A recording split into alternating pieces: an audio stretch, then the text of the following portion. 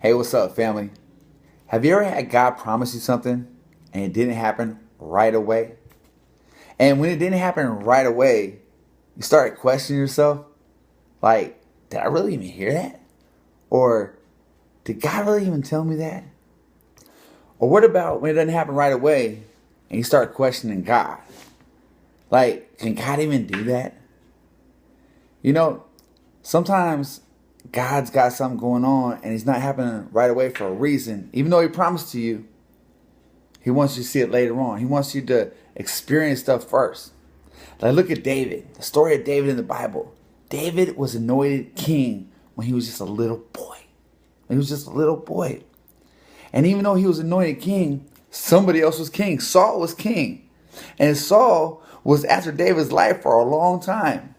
And David, even though he was anointed king and Saul was supposed to be out of there, and David could have took his life twice, he didn't. Because the Lord had called him as king at that time.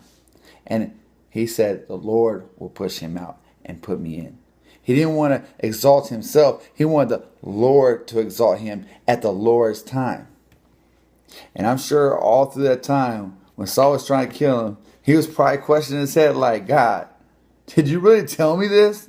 Like, are you really going to do this for me? Because it seems like everything is not happening the way you told me it was going to happen.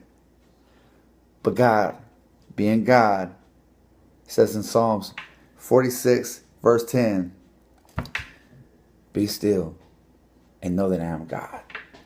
He told David, don't worry about that. Be still and know that I'm God. While you're going through your situation and think, well, God promised me this. Well, how come it's not happened yet? God's telling you, be still and know that I'm God. When you want a restore a relationship to happen and God promised you and it hadn't happened yet, God's saying, be still and know that I am God. When He told Abraham, you're going to have all these kids and all this, it's going to be nations by nations. And he was like, but where's my son? Be still and know that I'm God. Whatever you're going through, if God has promised it to you, He will be faithful to you and everything He says, because God is not a liar. So in your circumstances right now, I want you to be still and know that He is God. All right, you guys have a blessed day. I love y'all.